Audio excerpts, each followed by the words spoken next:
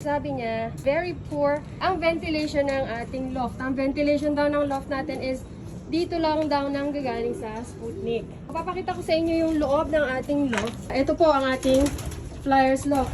So, hindi lang sa Sputnik ang ventilation natin. Siguro hindi niya po nakita na ang ating loft, ang flooring is puro 1 by 1. Ventilation sa ilalim, plus dito sa mga Sputnik. May pinto rin po ang aviary. Magkabilaan po yan. Baka hindi niya lang napuna na ang ating loft ay nakahang. Ayan. May 1 by 1 din dito na window. Ayan sila sa loob. May mga window pa sa ilalim. 2 by 2 naman yan. Ayun, sana nasagot ko po yung nag-message kay Ate Kim Cam tungkol sa ventilation ng kanyang loft. So para sa akin, parang lang naman sa amin, no? Okay na yung ganitong ventilation.